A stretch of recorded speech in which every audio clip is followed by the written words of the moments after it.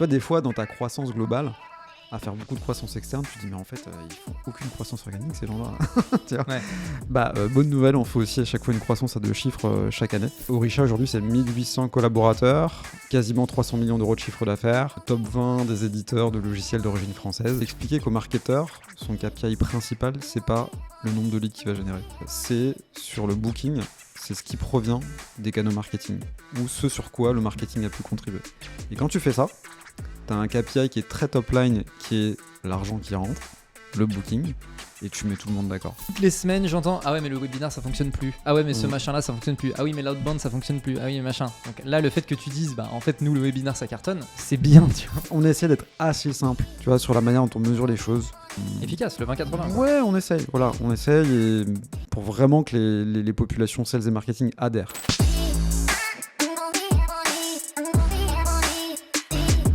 Bonjour et bienvenue dans ce nouvel épisode de Conquête. Aujourd'hui, j'ai le plaisir de recevoir Jérôme Zamy, le Chief Sales and Marketing Officer de Orisha. En France, quand on pense à des entreprises de software assez successful, on peut naturellement, et notamment dans la tech, penser à des Payfit, des Aircall ou à l'international, des entreprises comme HubSpot, Salesforce, etc. Il s'avère qu'en France, on a une entreprise que peu de personnes connaissent qui cartonne. C'est bientôt 300 millions d'ARR. Et cette entreprise, c'est Orisha. Et c'est pour ça que j'ai voulu en savoir plus sur les coulisses de cette croissance avec mon invité du jour, Jérôme. Première question. C'est quoi Orisha ? Tu vois, on en avait parlé il y a quelques temps. C'est grosse boîte, belle perf, tout ça. Mais pas connu. Mais pas connu. Eh oui. Qu'est-ce que c'est Orisha ? Orisha, c'est un éditeur de logiciels qui est spécialisé dans l'ERP. L'ERP, c'est un mot un peu vague. Donc certains l'appellent CRM, certains logiciels de gestion, logiciel d'encaissement. Pour la faire simple, c'est le premier logiciel que tu achètes quand tu as un business, que tu sois une agence immobilière, un point de vente, tu vois, un commerçant, un centre de santé, un médecin pour gérer ta facturation, pour gérer ton encaissement, pour gérer tes RH, etc. Donc c'est un logiciel métier. Tu vois, Orisha, c'est le spécialiste des logiciels métiers qui adresse aujourd'hui, tu vois, une trentaine de métiers répartis sur 5 verticales. Le retail, la santé, l'immobilier, le monde du BTP d'une manière générale. Voilà, tu vois. Okay. Donc Orisha, c'est ça. Et Orisha, avant, c'était DL Software. Donc on va en reparler, mais il y a eu un rebranding il y a un peu plus de 8 mois. Orisha, aujourd'hui, c'est 1800 collaborateurs, quasiment 300 millions d'euros de chiffre d'affaires. Top 20 des éditeurs de logiciels d'origine française et on est sur une vingtaine de pays plutôt en Europe. Ouais, donc très très grosse boîte, très gros succès, mais effectivement moi je ne connaissais pas avant qu'on puisse se parler. Alors on en reparlera peut-être au moment du rebranding, mais en fait DL Software, il y avait peut-être...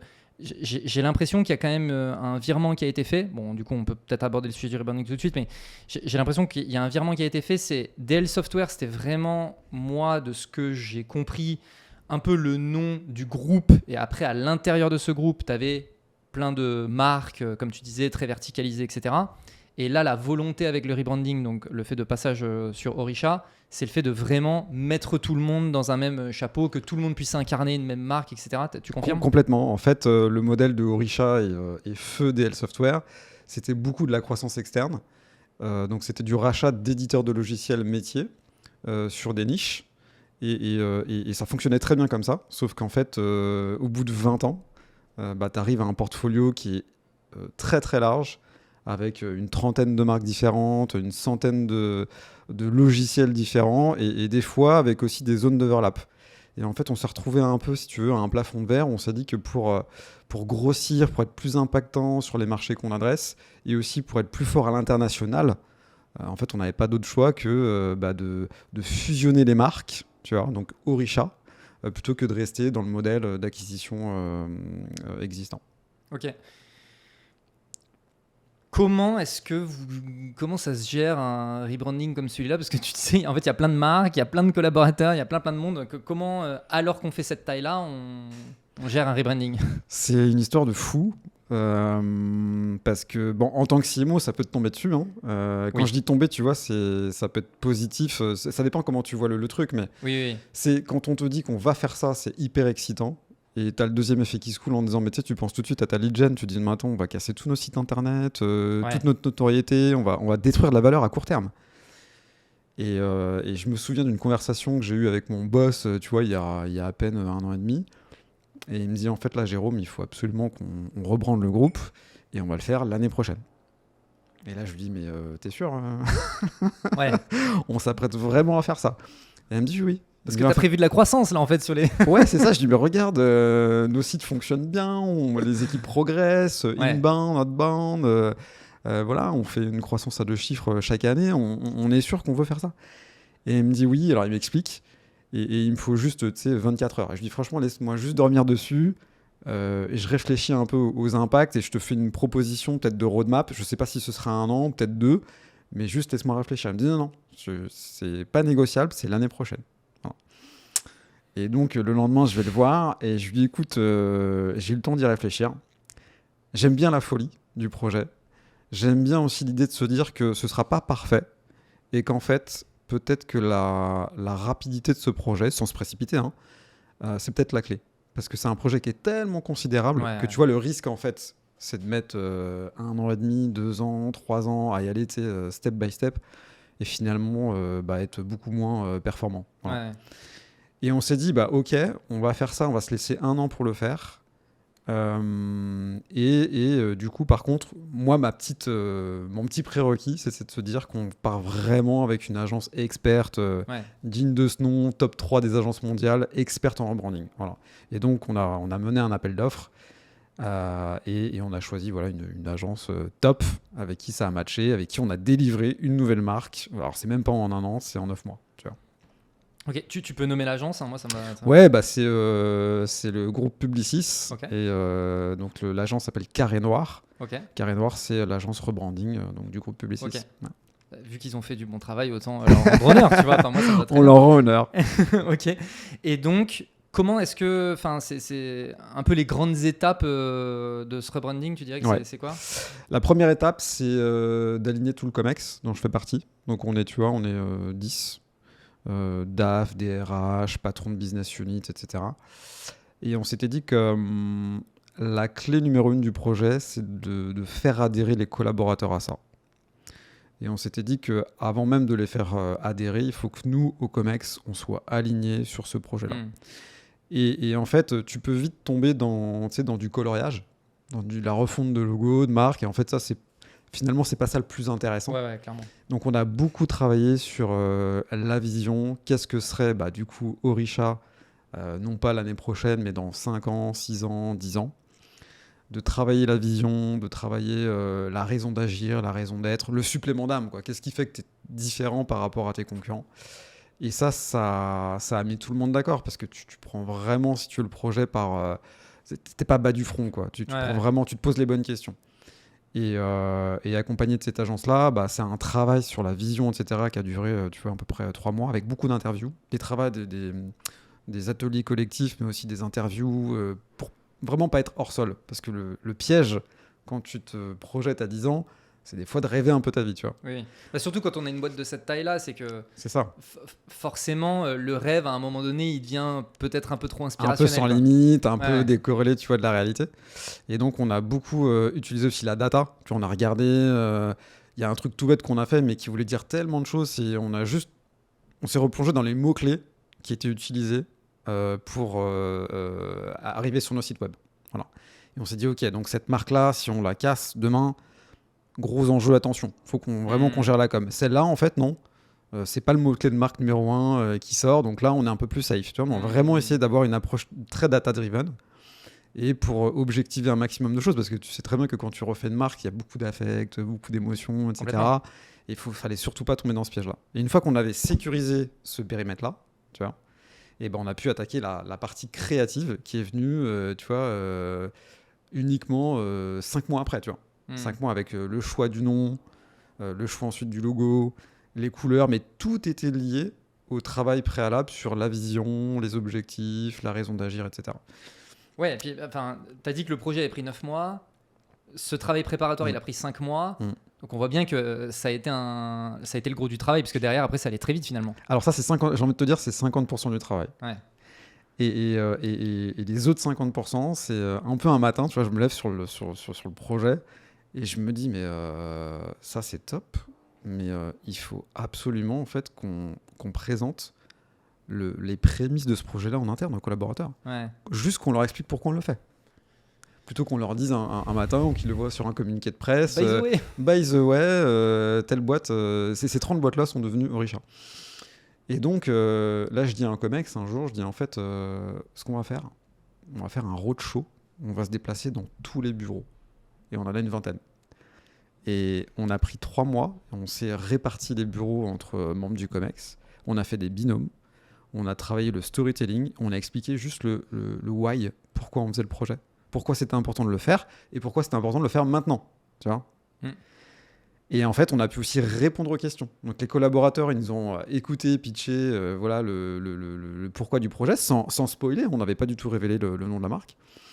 Et en fait, on a pu répondre à des questions, tu vois, sur OK, mais si on change demain d'entreprise, tu vois, qu'est-ce qu'il advient de l'interface de nos solutions ? Est-ce qu'on change aussi le nom de nos produits ? Sur nos fiches de paye demain, qu'est-ce qu'il y a ? Voilà, c'est une bonne question, hein, tu vois, c'est le concret, c'est le quotidien. Ah, là, c'est le quotidien. Ce qui fait qu'en fait, on a raccroché une vision stratégique, etc., à des questions très terrain, très concrètes, quoi, tu vois. Et en fait, on a pu peut-être désamorcer pas mal de questions, de frustrations, d'incompréhension de la part des collaborateurs. Et ça a été magique parce que ça a été les 50% restants. Et le dernier truc vraiment pour enfoncer le clou, ça a été un événement vraiment tu vois, digne de ce nom. On s'est autorisé, on s'est payé en fait le luxe de privatiser le Palais Brongniart à Paris. On a fait monter la moitié des collaborateurs. On a fait un événement de fou où on a raconté tout le storytelling de DL Software à sa création. Donc on a invité les fondateurs, les 2 cofondateurs, à nous expliquer pourquoi ils avaient créé la boîte, qu'est-ce qui était important de garder en termes d'assets, etc. Ensuite, on a fait... Donc ça, c'était un peu la partie le passé, tu vois. Ouais. On a incarné le présent avec des cas clients. On a fait intervenir un client prestigieux par secteur d'activité. Ils nous ont ancré dans le présent en nous racontant pourquoi ils avaient utilisé nos solutions. Très important. Là, oui. Rebranding, on parle du futur, mais à l'instant où on se parle, on a des clients et comment on les sert. Et donc, on a fait passé, présent, rampe de lancement parfaite pour évoquer le rebranding et l'avenir. Et donc là, présentation de la vision stratégique, présentation du film corporate de la nouvelle marque qui a fait un carton, et après explication des éléments de langage, etc. Et ça sur toute une après-midi. Et après, on a célébré ça comme il se doit. Je te passe les détails. Mais voilà, on a essayé de se dire, on a travaillé un peu en chambre, tu vois, un comex au début. Ouais. On a présenté ensuite pourquoi on le faisait à tous les collaborateurs. Et on les invitait ensuite pour le reveal de la nouvelle marque. Et ce qui fait que, tu vois, quand on a posé la question aux collaborateurs quelques semaines après sur leur sentiment d'appartenance, on avait plus de 80% d'adhésion à la nouvelle marque, ouais, quasiment 90% des collaborateurs qui voulaient recommander la nouvelle marque à des pairs pour des embauches. Donc, tu vois, gros carton sur le sentiment d'appartenance et le fait d'impacter les collaborateurs. Gros challenge de l'adhésion en interne, ça me semble évident. Comment faire adhérer aussi les clients, ouais. Tu vois, historique au fait que à partir de maintenant vous allez plus deal avec ABC, vous allez deal avec Orisha. Tu dirais que comment est-ce que ça se gère ? Est-ce que du coup ça se porte par les collaborateurs que tu as fait adhérer ? Complètement. En fait, ce qu'on a préparé, c'est... Bon, déjà, ce qu'on a dit aux collaborateurs, et c'est ce que notre agence nous avait dit, c'est... Demain, tu t'appelles Tartampion et en fait, si tu expliques à tes clients qu'il y a des choses qui vont changer, comme le nom de la marque, mais il y a plein de choses, by the way, qui ne vont pas vraiment changer, tes interlocuteurs, ton logiciel, ton accès, donc ton login, mot de passe à ton logiciel, donc des choses toutes bêtes, hein, tu vois. Oui. Voilà, donc on a préparé des éléments de langage donc par secteur d'activité et par type de client, et on a fait ce mail-là très formel, un peu en mode FAQ, où on a dit voilà, on a changé de marque, voilà ce qui change, voilà ce qui ne change pas. Et tu vois, on n'a pas eu de problème, parce qu'on a essayé d'être simple, factuel, et en même temps, on a dit sur les choses qui vont changer, dans le positif évidemment, c'est une accélération, tu vois, de l'innovation sur nos outils. Et oui, forcément. C'est un peu aussi les éléments de langage autour de la nouvelle marque qui a, je pense, rassuré nos clients, et plutôt les plus gros. Mais voilà, on a essayé de désamorcer, tu vois, tout problème de mais on vous a perdu, on vous reconnaît plus, etc. Oui. Ouais, mais je pense qu'il y a aussi en fait, je pense qu'il y a un énorme challenge qui est notamment vis-à-vis des clients, d'expliquer que c'est pas un big deal. C'est pas un truc de fou. Tu vois, genre, ouais. c'est pas un big deal. Et en même temps, t'es excité parce que tu Mm. viens de le vivre. Et du coup, t'as envie de leur partager cette excitation. Et du coup, tu peux facilement tomber dans le non, mais ça va être un big deal en fait. Et trouver un peu cette espèce d'équilibre de vous inquiétez pas, il y a rien qui change. Et puis, mais on est super content parce qu'il y a quand même des trucs qui changent. C'est ça. Cet équilibre-là, il est quand même C'est pas ça, évident à c'est trouver. ça. Quoi. Et tu vois, les retours qu'on a du marché sont positifs parce qu'en fait, je te disais tout à l'heure, on avait un portfolio tellement riche de sociétés, de solutions que ça devenait vraiment, je vais te le dire comme ça, un peu le bordel. Et du coup, d'arriver en disant non, mais en fait, on a une marque, on a rangé notre chambre, en fait. Ouais, c'est ça. Le client, il va jamais te dire que tu as mal fait parce que tu as apporté un peu plus de clarté et de simplicité dans ton offre. Donc, et la chance, entre guillemets, qu'on a eu dans notre timing, tu vois, on a lancé la marque mi-octobre 2023. Et dans la foulée, je me rappelle que 2 jours après, on avait un très grand salon dans le retail avec la nouvelle marque, avec un certain nombre de clients, de prospects. Et on a pu tout de suite capitaliser, tu vois, sur l'engouement en interne pour le projeter en externe et expliquer tout ça à nos clients. Ok. Vous inquiétez pas, voilà ce qui change, voilà ce qui ne change pas. Et on en a eu comme ça 3 gros, tu vois, des salons dans l'immobilier, dans le retail et dans la construction. Et on a pu déjà faire une sorte de coup de communication en rassurant et en projetant notre nouvelle marque auprès de nos publics. Je me dis que probablement, au niveau des clients, vous avez peut-être eu comme retour négatif, hypothèse. Avant, du coup, ils faisaient face à une marque qui était du coup peut-être un peu perçue comme une marque spécialisée, la marque du BTP, la marque machin. Et là, du coup, ils font face à une marque qui est plus vue comme une marque généraliste. Est-ce que du coup, vous avez pu...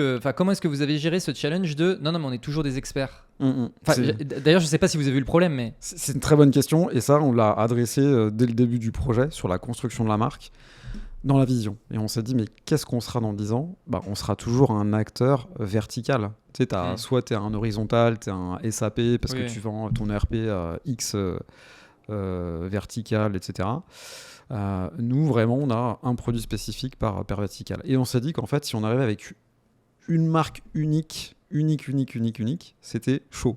Et en fait, ce qu'on a fait dans la création de la plateforme de marque, en dessous Orisha, on a décliné cette marque par secteur d'activité. D'accord, ok. Donc, tu vois, on a créé Orisha Real Estate pour adresser les métiers de l'immobilier, Orisha Construction pour adresser les métiers du BTP, etc. Et tu vois, le modèle, il est scalable parce que demain, Orisha rachète une nouvelle entreprise sur une autre verticale, et on aura toujours l'adossement. Exactement.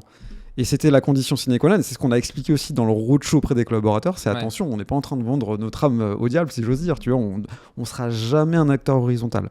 Et dans la plateforme de marque, c'était indispensable d'avoir cette petite différence, cette complémentarité entre la marque groupe et ses marques verticales. Ok, intéressant. A posteriori, tu ferais quoi différemment ? Qu'est-ce que je ferais de différent ? Je pense que j'anticiperais encore plus le switch sur les nouveaux sites web.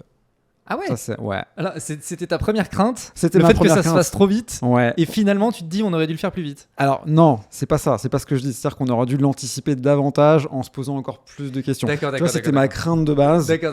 Et on s'est pas complètement ramassé, hopefully. Ouais. Vraiment. C'était un risque, mais tu sais, tu reconstruis ton audience quasi from scratch. Bah oui. Tu vois, même si ton plan de migration il est bon et qu'en tapant, voilà, etc. C'est un travail un peu de fourmi, donc il faut le faire. Mais tu vois, je pense qu'on aurait pu se poser plus de questions que ça et peut-être avoir une performance un peu plus importante. Okay. Parce qu'on va pas se mentir, au départ, on a dégradé légèrement la lead gen et là, heureusement, hopefully, ça va beaucoup mieux, tu vois. Mais peut-être qu'on aurait pu la dégrader un peu moins. tu vois, Ouais, en compensant avec un peu plus de dispositifs d'achat média, tu vois. Ok. On n'a pas vraiment cette culture-là, tu vois, chez Ok. Orisha, on est très une bande marketing, on est très, tu vois, nos solutions sont leaders ou co-leaders sur leur marché de niche, donc on comptait beaucoup sur le nom des produits, Ouais. sur tout le trafic voilà, qui était facile à récupérer. Mais en fait, il n'y a rien de facile à récupérer. Tu as tué 30 noms de domaine, tu en recrées un nouveau, faut tout recommencer. Enfin, ou en tout cas, il faut recommencer une bonne partie, tu vois. Et donc, on aura pu gagner un peu plus de temps. Voilà, c'est un peu le seul regret que j'ai. Sinon, sur le reste, Ok. je sais pas si je referais différemment. Non, peut-être Ok. tout pareil. Ok, nickel. Je me permets d'interrompre l'épisode pour vous présenter Bulldozer, l'entreprise derrière la production de ce podcast. Bulldozer est un collectif spécialisé en marketing et growth et notre job, c'est de maximiser la performance marketing et commerciale des entreprises sur l'ensemble de leur funnel, donc de la génération de leads à leur conversion et leur rétention. Pour ça, on s'appuie sur différents leviers, le premier étant notre pool de plus de 200 experts qui composent le collectif et qui nous permettent d'adresser des sujets aussi divers que la demand gen, l'outbound, le SEO, les RevOps, etc. Ainsi qu'une méthode de travail scientifique, data-driven et qui exploite ce qui se fait de meilleur en termes d'outils et technologies. On a accompagné plus de 200 clients depuis notre création en 2022 et parmi nos références, on trouve des super boîtes comme Aircall, Salesforce, Payfit ou Mooncard, pour ne citer qu'elles. Si vous aussi, vous souhaitez faire de votre marketing non plus un simple générateur de leads ou de notoriété, mais bien un générateur de revenus, je vous mets un lien vers notre site internet en description. Écrivez-nous, je pense qu'on peut faire de très belles choses ensemble. Allez, on reprend. Sujet du rebranding, on ferme la porte. C'était sujet d'introduction pour présenter un peu Orisha. Toi, tu as un rôle un peu particulier parce que tu as un rôle Chief Sales and Marketing Officer, qui est équivalent à un rôle de CRO. On a notamment eu Michael, le CRO de Agicap, dans le podcast, qui a un rôle à peu près équivalent. Concrètement, là, on voit un peu l'ampleur de la boîte, les différentes verticales, etc., etc. C'est quoi le périmètre de ton travail? Parce que ça semble assez, ça semble assez vaste. C'est assez vaste et je suis arrivé chez Orisha donc il y a 5 ans en tant que CMO et avec un peu cette porte ouverte, tu vois, parce que j'ai un profil de CMO très orienté business, on va dire. Ouais. De c'est quoi, tu vois, ma next step en termes de carrière. Et je me suis toujours dit que, oui, sales and marketing, ça faisait sens. Je savais pas vraiment quand. Et puis c'est arrivé, tu vois, 2 ans après mon arrivée. Donc ça s'est fait finalement assez rapidement. Et en fait, chez Orisha, donc au niveau du groupe, où je suis, c'est plutôt un centre d'expertise. Alors ils appellent ça en interne centre d'excellence. Moi, je trouve que ça fait trop. C'est pas assez humble. Donc c'est plutôt un centre d'expertise. Donc on est assez peu. Mais donc le rôle de ce centre d'expertise que je lead, c'est d'arriver avec les bonnes pratiques, les bons outils, les bons prestataires, la bonne démarche pour tu vois, générer toujours plus de leads, pour aligner encore plus les populations sales et marketing qui historiquement parlent pas le même langage. Je te vois sourire, mais c'est du vécu. Et moi, j'avais pas mal souffert de ça dans mes expériences précédentes. Et je m'étais un peu juré, tu sais, plus jamais ça, comment on fait pour craquer ce gros problème, quoi. Et à mon arrivée, j'avais dit au CEO, je dis, écoute, pour moi, le premier projet à mettre en place, c'est un outil commun de mesure. Ce qui ne se mesure pas n'existe pas. Voilà. Et pour parler le même langage, il faut le même outil. Et donc, on avait mis en place Salesforce à l'époque. Et tout de suite, en fait, il se passe un truc où quand tu parles le même langage, tu as le même outil, tu as quelque chose qui se passe entre les populations sales et marketing qui fait que voilà, ça ne peut être que mieux qu'avant. Donc ça, c'est un peu la première pierre à l'édifice. Et puis oui, alors tu vois, moi, je ne pilote pas les équipes en direct des business units. Chaque business unit a son équipe marketing, son CMO, son Chief Sales Officer, etc. D'accord. Mon rôle, c'est pas vraiment de faire du top-down. Il y en a toujours un petit peu. Il n'est pas question qu'une business unit utilise un autre outil que Salesforce. Les commerciaux ont tous les mêmes plans. Il y a une sales policy, tu vois, qui est globalement commune. Il y a si tu veux, des grands guidelines que tout le monde utilise et j'en suis le garant. C'est mon rôle. Et après, tu sais, comme on fait beaucoup de croissance externe, après, c'est à moi et à mon équipe de m'adapter au contexte de l'entreprise qu'on rachète, de l'accompagner à progresser sur un sujet qui est fait pas forcément très bien ou pas du tout, de la pousser à continuer à faire ce qui est fait très bien et en même temps de prendre cette bonne pratique et d'en parler peut-être à d'autres équipes qui le font pas encore. Donc c'est un peu ça, si tu veux. C'est un peu à la croisée des chemins entre ça c'est super, continue, ça tu peux faire beaucoup mieux, et by the way, il y a une autre business unit qui le fait bien, venez on fait un événement ensemble. c'est même pas moi qui vais t'en parler, c'est le CMO ou le CSO d'une autre BU, tu vois. Et puis, pour que la mayonnaise prenne encore plus, tu vois, il y a 3-4 ans, on a lancé la Business Academy, auquel tu as participé. Je te remercie encore. Merci à toi. C'était cool.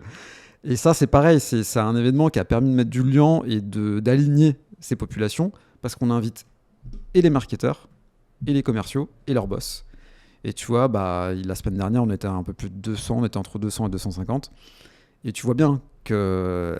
Et moi, je commence mon intro à chaque fois en disant, en fait, notre job, c'est la croissance organique. Période. Voilà. Donc, que vous soyez au marketing ou au sales, votre obsession numéro 1 quand vous vous levez le matin, c'est la croissance organique. Voilà.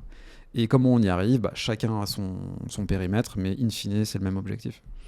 Ok. Donc, il y a 2 trucs sur lesquels j'aimerais revenir. C'est que, donc toi, étant donné que tu es positionné au niveau du groupe, alors du coup, je fais le lien avec la Business Academy. Tu disais qu'un des gros sujets que tu as, c'est s'assurer que les best practices sont bien partagées entre toutes les différentes business units. Bon, ça, j'ai bien pu voir effectivement la semaine dernière lors de la Business Academy que c'était un gros sujet. Parce que, notamment lors de cette journée, il y a ce truc-là qui a cartonné, l'utilisation de Aircall, je prends ça comme exemple parce que ça a été un des sujets. L'utilisation de Aircall, voilà comment cette business unit l'utilise, voilà l'impact que ça a eu sur le business. Il y a quelqu'un de Aircall qui vient directement présenter le use case, etc.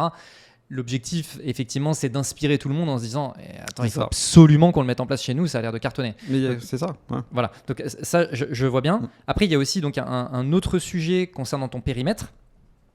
Et ça rejoint une réflexion que tu m'as fait en off juste avant qu'on commence à tourner.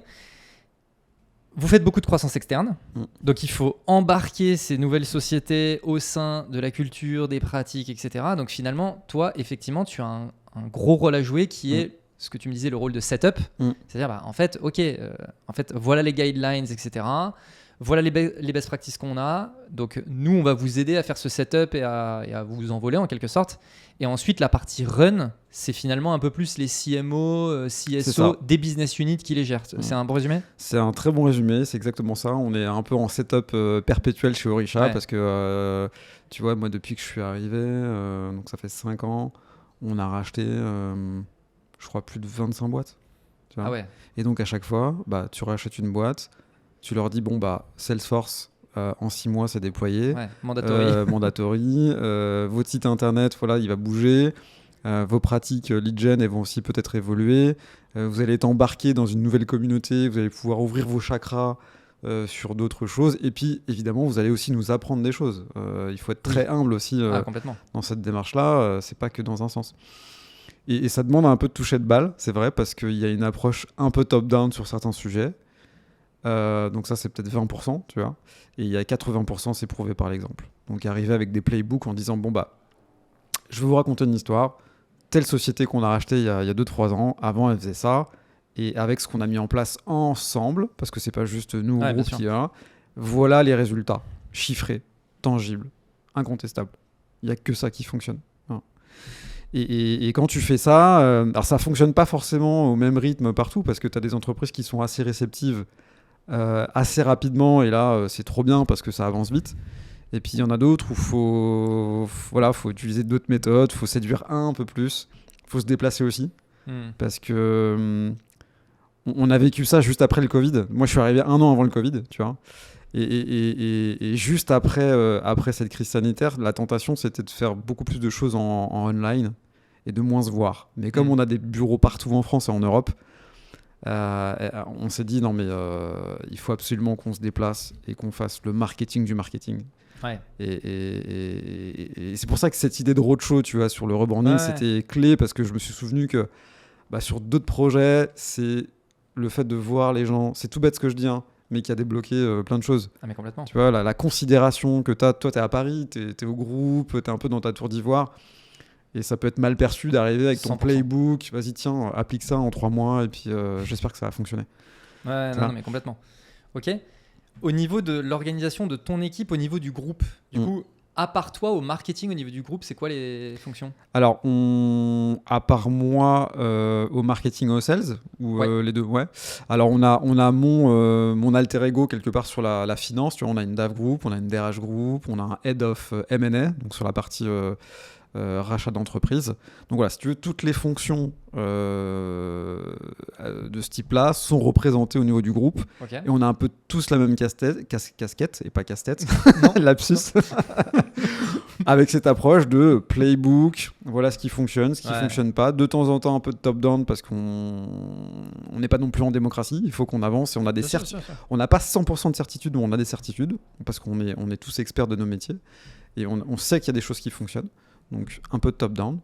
Et voilà. Et le groupe comme ça fait beaucoup de croissance externe, mais fait aussi une belle croissance organique. Oui. Tu vois, des fois, dans ta croissance globale, à faire beaucoup de croissance externe, tu te dis mais en fait ils font aucune croissance organique ces gens-là.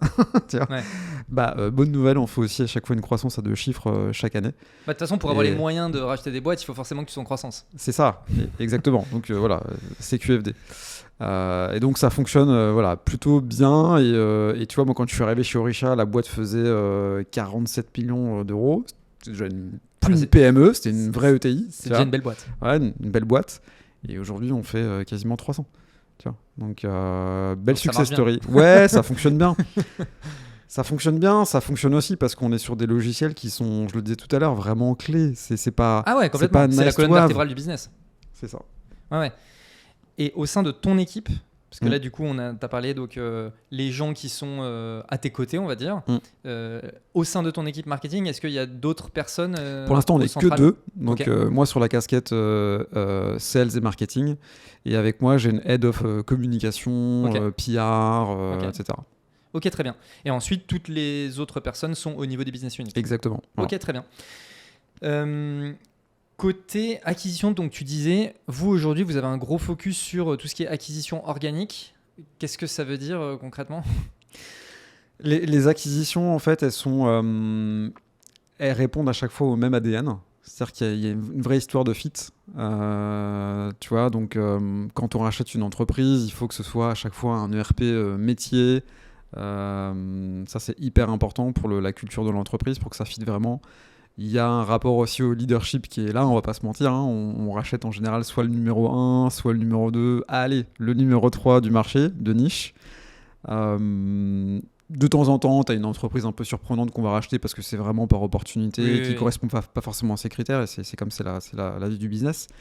Mais globalement, voilà, c'est ce type d'acquisition qu'on fait. Donc tu vois, c'est des boîtes qui ont en général entre 5 et 15 ans, tu vois. Avec des parcours des fois un peu différents, mais qui au fond ont un peu le même ADN. Ok. Je reviens sur le playbook marketing / growth.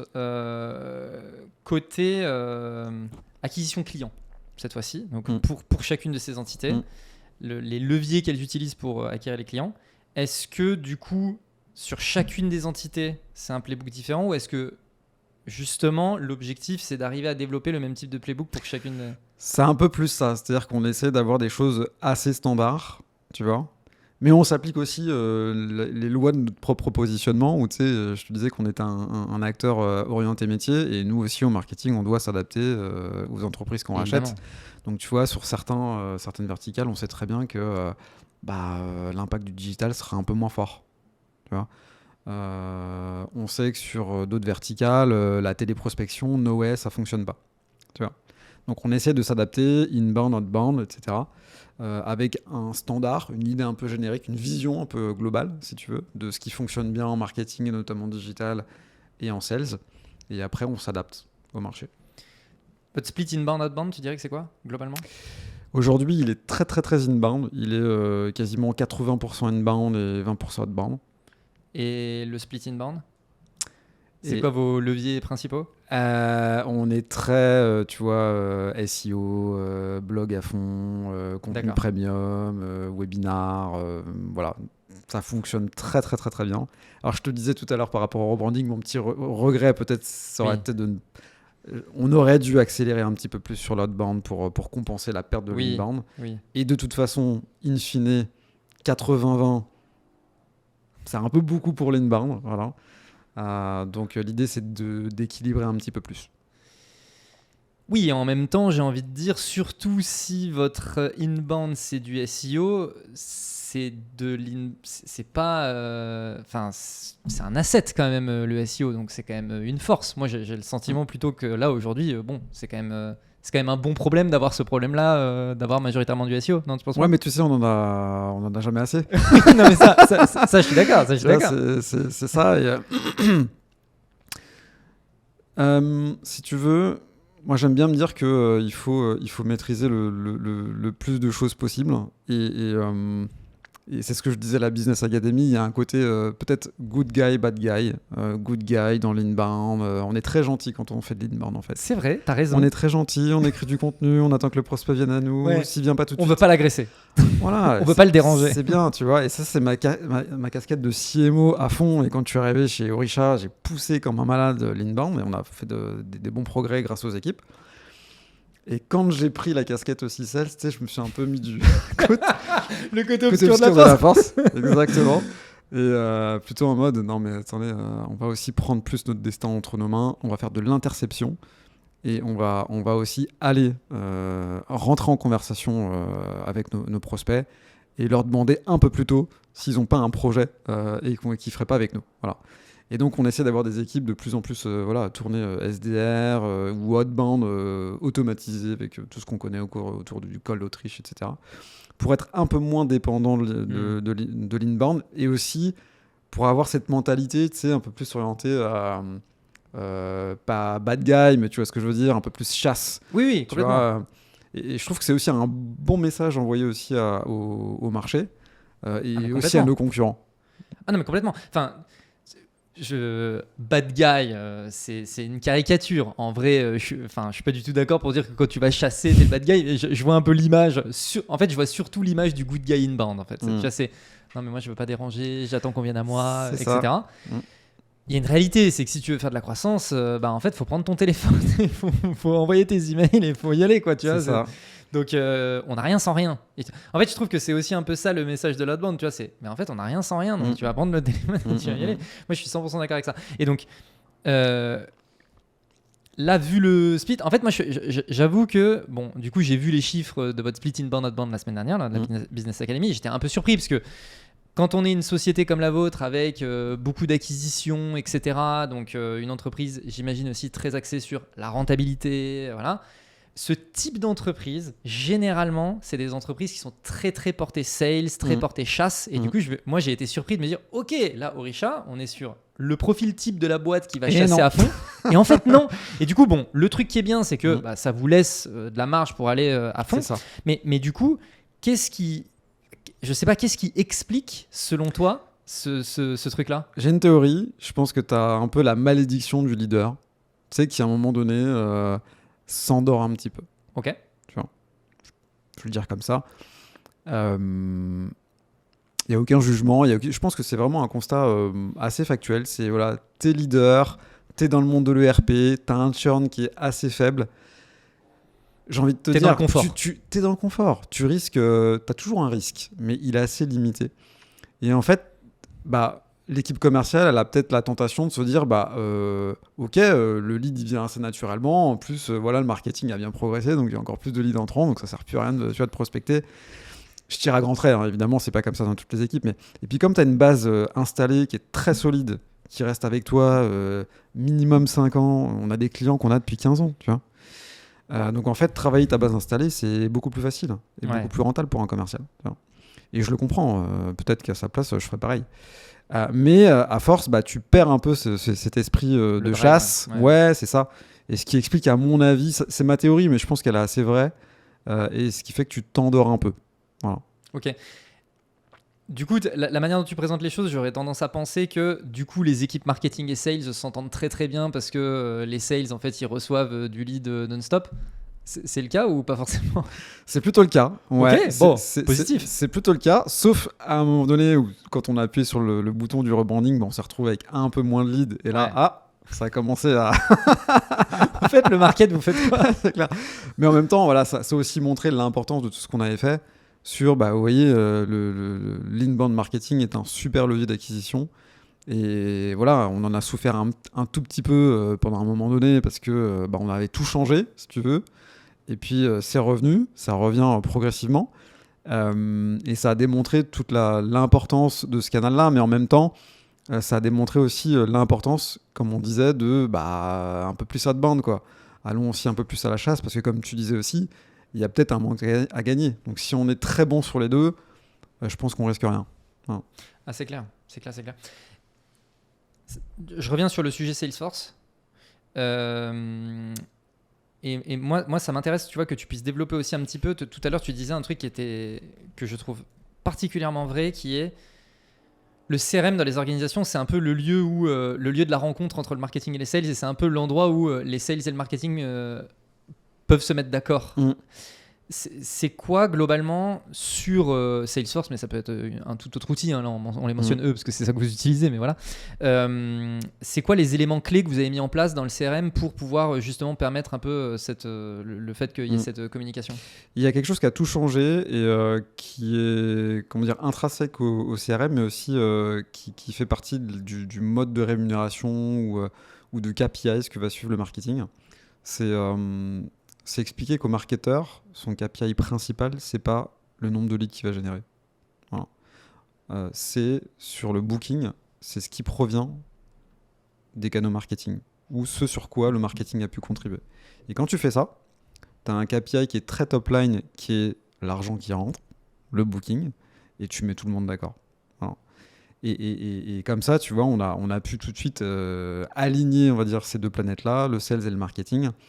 Et parce que si tu veux citer chacun dans sa partie de funnel, c'est un peu comme dans Astérix, ton poisson il est pas frais, quoi. Tu vois, c'est ton lead il est pas bon. Ah mais moi je te génère du lead, mais qu'est-ce que t'en fais? Qu'est-ce que c'est win rate, etc. Et ça c'est le discours qu'on peut plus entendre aujourd'hui, tu vois. Et donc l'un des moyens, il existe encore dans beaucoup de boîtes. Il existe encore dans beaucoup de boîtes. C'est dramatique, mais je pense que ça progresse. Et le fait de dire non mais attendez, on va plus regarder un élément de la chaîne, etc. Et puis un deuxième en séquence. On va juste regarder à la fin, quand c'est transformé, quand c'est gagné, ce qui provient directement du réseau personnel du sales, de son travail, de prospection, etc. etc. Et puis ce qui provient des canaux marketing, tout en mettant à l'aise les gens, en disant de toute façon, tout ça, c'est une somme de touchpoints, et que l'attribution juste au market ou au sales, c'est un peu débile. C'est de se dire, bah voilà, nous on arrive à dire que pour faire un deal, il faut en général une petite dizaine de touchpoints, tant sur le market, c'est important. On sait que chez nous, tu vois, par exemple, le webinar est très important. Okay. Alors, je dis ça, c'est très basique ce que je dis, mais chez Orisha, c'est un truc de fou. Dès que tu fais un webinar, c'est pas forcément un outil de génération de lead, mais c'est un super outil de nurturing. Une fois que tu as généré ton premier lead, après un webinar et quelques coups de fil du commercial, la démo, etc., bien souvent, tu as un win rate qui est meilleur. Donc on sait que ça fait partie du playbook. Et quand tu dis ça, tu mets à l'aise tout le monde. Tu dis, ben en fait, voilà, on est dans la même équipe. L'idée, c'est d'avoir le plus de touchpoints possible, les plus efficaces possible. Et au bout du bout, on regarde juste comment ça transforme sur le booking. Voilà. Ok. Non, mais c'est bien que parce que tu vois, ça te semble logique le fait que le webinar, voilà. Mais moi, toutes les semaines, j'entends ah ouais, mais le webinar ça fonctionne plus. Ah ouais, mais ce machin-là ça fonctionne plus. Ah oui, mais l'outbound ça fonctionne plus. Ah oui, mais machin. Donc là, le fait que tu dises, bah en fait, nous le webinar ça cartonne, c'est bien, tu vois. Parce que moi, j'en ai marre d'entendre, tu vois, les trucs de oui, mais ça ce truc-là ça fonctionne plus. Mais si ça fonctionne en fait. Ouais, c'est clair. Il y a tout qui fonctionne, c'est juste la manière dont tu abordes le truc. Donc moi, ça me va très bien. Transition toute trouvée sur les sujets data. Gros sujet. Donc, toi, à ton niveau, c'est quoi les datas qui t'obsèdent? Je suis très obsédé par, déjà sur la partie booking par rapport à ton objectif, etc. Ça, c'est la base, mais la croissance par rapport à l'année précédente et la croissance des canaux, aussi de la contribution de certains canaux. Typiquement, le webinar, on a vu qu'il y avait une progression très importante. Et on a pu encore plus accélérer en disant regardez la contribution qu'a ce canal dans la prise de commande. Et ce qui m'obsède aussi, c'est le taux de conversion entre un lead et une opportunité. Ça, c'est hyper révélateur parce que ça veut dire beaucoup de choses sur la qualité du lead. Ouais, totalement. Tu vois, sur la transmission aussi du lead vis-à-vis de l'équipe commerciale, entre marketing commercial, savoir si ça prend bien. Donc, on regarde aussi la durée, aussi très important, le temps entre le moment où tu vas générer un premier lead et le moment où il va être transformé en opportunité. Pour moi, c'est hyper révélateur. Voilà. Et après, je pourrais te dire, on va regarder LTV sur CAC, enfin tout ça, dans le monde du SaaS, on le fait. Mais avant ça, On regarde un peu moins ça parce que si tu veux, on est dans le monde de l'ERP et je te disais que nos clients ils restent en moyenne 10-15 ans, donc forcément ton LTV sur CAC, c'est bon, t'es tranquille, il est bon. Il est plutôt bon. Maintenant, sur les taux de conversion, les win rates, etc., on va regarder. Et là, on est dans un contexte économique qui est un peu plus tendu en 2024 qu'en 2023 et surtout en 2022. C'était une super année. On va regarder aussi la durée des cycles de vente dans leur globalité, entre le moment où tu génères ton lead et le moment où tu vas transformer ton opportunité en deal. Tu vois. Et force est de constater que ça a augmenté de manière substantielle. Et ça, c'est important. Ça ne veut pas dire que les win rates sont moins bons, ça veut juste dire qu'on met plus de temps à closer des deals, mais ce qui n'est pas bon, ce qui est un vrai problème. Et donc là, du coup, on s'affaire à trouver les bonnes solutions pour diminuer et retrouver des durées de cycle de vente qui sont plus dans les standards. On parle d'attribution. Attribution, ouais. Alors, chez moi, c'est très basique pour le moment. Tu vois. On a des outils de marketing automation, tu vas rattacher à Salesforce, donc on sait dire le nombre de touchpoints, quel canal, quelle campagne, etc. Mais on n'a pas un modèle précis, tu vois, last touch, first touch, on reste assez basique pour pas perdre les gens, tu vois. C'est le mieux, je trouve. J'ai essayé de beaucoup simplifier parce que tu sais, quand tu arrives avec des playbooks, un outil, un nouveau CRM, des nouvelles choses, là on parle beaucoup d'intelligence artificielle, on arrive aussi avec tout ça. Donc en fait, ton playbook, c'est une valise, quoi. C'est une valise, je peux t'en sortir tous les mois des playbooks. Donc on a essayé d'être assez simple, tu vois, sur la manière dont on mesure les choses. Efficace, le 20-80. Ouais, on essaye, et pour vraiment que les populations sales et marketing adhèrent. Ouais. Voilà. Oui, parce que c'est vrai que surtout toi à ton niveau, c'est un gros enjeu, c'est l'adhésion de l'équipe derrière. L'IA, tu t'en parlais, c'était un gros sujet la semaine dernière. Je sens que c'est un sujet qui t'intéresse pas mal. Ouais, c'est un sujet qui m'intéresse pas mal. Moi, j'aime bien descendre dans la mine, tu vois. Bon, je suis au Comex Group, donc évidemment, il y a des décisions qui sont assez stratégiques et qu'on prend pas tous les jours, mais voilà, presque, et qui vont des fois orienter la stratégie d'acquisition de tout un groupe. Et en même temps, moi, j'adore descendre dans la mine pour juste comprendre comment ça fonctionne. Je suis très geek, tu vois, donc je me suis mis à fond dans GPT, par exemple, à faire des prompts et tout. Je me rappelle, je me suis bloqué, pas une semaine, mais quasiment une semaine, en me disant aux équipes, écoutez, je me mets un peu au vert, j'ai besoin de savoir comment ça fonctionne. Et j'ai fait du prompt tous les jours. Il y a comme ça que ça fonctionne. Je suis 100% d'accord. Voilà, il faut rentrer dans ces sujets-là et on a pu faire des choses assez formidables, je trouve. Et on s'est dit, ok, on peut faire ça sur la création de contenu notamment. Et comment on peut automatiser le plus possible, en même temps mettre de la qualité, parce qu'on sait que si ton prompt il n'est pas hyper qualitatif, garbage in, garbage out. Donc voilà, on a vraiment de belles perspectives. On a réussi par exemple à créer en 2 mois 1 an de contenu, tu vois. Ce qu'on crée avant 1 an, on l'a créé en 2 mois. Donc ça, c'est très concret, c'est très factuel, en divisant quasiment par 5 les coûts, tu vois. Donc très, très CQFD, et ça, c'est pas une agence qui m'a montré comment il fallait faire et qui m'aurait pris peut-être tu vois, un bon billet. C'est en allant dans l'outil, en commençant, et après même pour en parler, tu vois, aux équipes, t'es crédible, quoi. T'es crédible. Et moi, dans mon job, si je suis pas crédible, et c'est comme ça dans toutes les fonctions, mais d'autant plus que je n'ai pas un lien direct de management avec les équipes marketing et sales, si je suis pas crédible, c'est foutu. Oui. J'allais justement dire, en fait, le fait de mettre les mains dedans, on peut pas te bullshiter, en fait. Exactement. En fait, non, j'y ai passé du temps, je sais exactement... Tu m'auras pas. Donc... C'est un peu ça. Et même si demain, tu vois, tu l'outsources à une agence, parce que j'ai pas vocation tous les jours à faire du prompt. C'est pas, sinon, je suis payé trop cher pour ça. Mais voilà, comme tu dis, au moins, tu sais où tu vas. Pas de bullshit.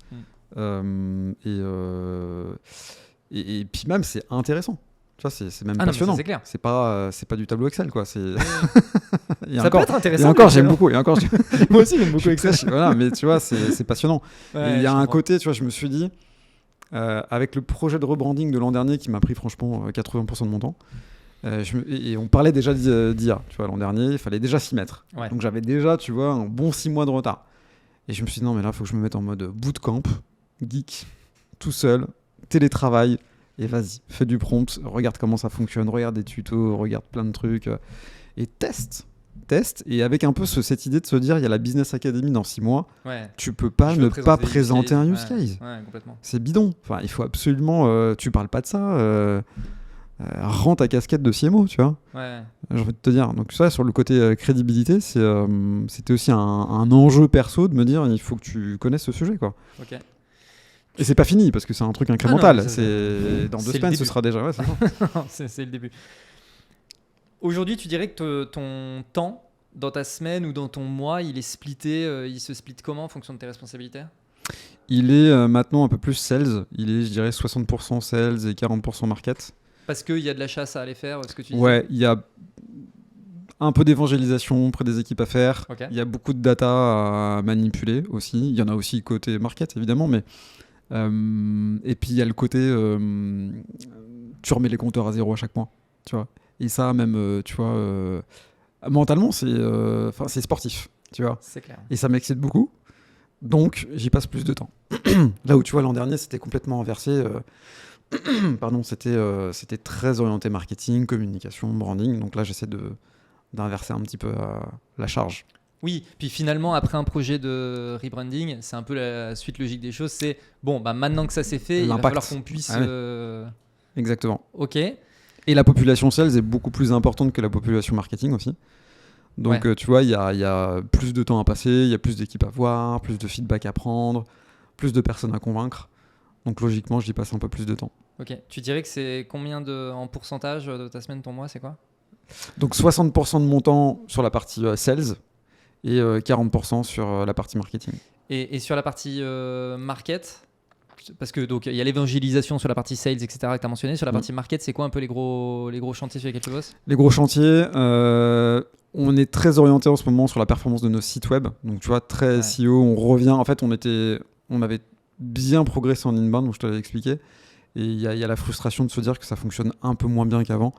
Donc là, on se refait, pas une virginité, mais on accélère vraiment là-dessus, d'où l'IA, d'où tout ce qu'on est en train de mettre en place. Ouais. Et donc, je pense que là, sur le market, je passe beaucoup de temps là-dessus avec les équipes pour retrouver vraiment nos standards d'antan. Et il y a aussi une partie service après-vente sur le branding, parce que c'est pas parce que tu as lancé une nouvelle marque, qu'il y a eu de l'adhésion assez tôt, que le chewing-gum va continuer à avoir du goût ad vitam aeternam. Donc il y a du service après-vente, il faut expliquer, il faut des fois un petit peu recadrer, parce que quand les guidelines du rebranding sont pas tout à fait respectés, ça crée de l'incohérence, il faut tout de suite recadrer les choses. Donc voilà. Ok. Donc très inbound, on continue sur le rebranding, et puis sur l'outbound, on fait ce qu'on peut, mais on essaye aussi de rattraper notre retard. Ok. Donc tu vois, c'est un peu une réponse bateau, mais c'est assez 360, quoi. Il n'y a pas un sujet, j'essaye vraiment de ne pas mettre un sujet de côté. Ouais. Tout est important. Voilà. Après, il y a des priorités dans les Bien trucs, sûr. tu vois. Oui. Mais on ne peut pas faire l'impasse, surtout quand tu as un groupe aujourd'hui, tu vois, qui a cette ambition de se dire que... tu vois, on a annoncé, il y a eu une annonce quand même assez importante, c'est qu'on a dit que, ok, aujourd'hui, on fait entre 200 et 300 millions, mais la target à 2028, c'est 500 millions. Tu vois. Et on va pas y arriver qu'à coup de croissance externe. On n'en veut pas d'ailleurs. Enfin, on va continuer à en faire, mais on veut absolument être sur un trend de croissance organique à 2 chiffres chaque année, etc. Et donc, tout est important. Voilà. Tout ce qui est un levier de croissance organique doit être considéré, on doit y passer du temps. Ok. Donc il y a eu le challenge rebranding, là il y a le challenge sales. Ouais. C'est quoi le prochain challenge? Le prochain challenge, je pense que l'ADN de l'entreprise, elle est encore elle est pas mal française encore, tu vois. Ah ouais? Ok. Ouais, même si aujourd'hui on a 20% de notre chiffre d'affaires qui est fait à l'international. Ah, je pensais que c'était plus. Ok, tu vois, donc non, c'est assez... Tu vois, à la Business Academy, c'est assez révélateur. Les contenus étaient en français. On a fait toute la présentation en français. C'est vrai. Et il y avait des collaborateurs. Mais il n'y en avait pas beaucoup. Ouais. C'est ça. Et on s'est dit que pour l'année prochaine, on switcherait, on ferait tout en anglais. Tu vois. Et c'est pas rien ça en termes de culture parce que. C'est clair.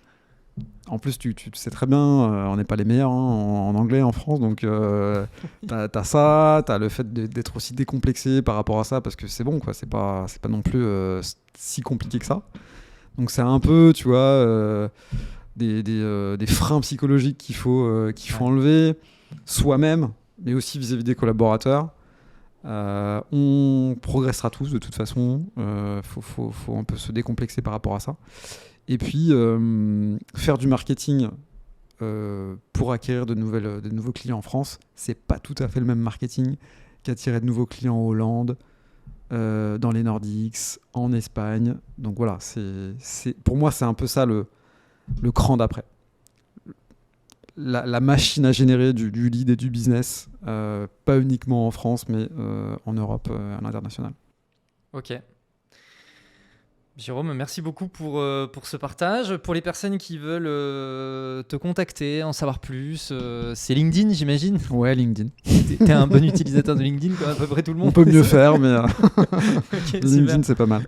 Merci Jordan. Merci Jérôme, merci à toutes les personnes qui continuent d'écouter cet épisode. Merci d'avoir écouté jusqu'au bout. Et puis, on se retrouve la semaine prochaine. Salut! Merci Jérôme. Do it! Just do it! Don't let your dreams be dreams. Yesterday, you said tomorrow. So just do it! Make your dreams come true! Just do it!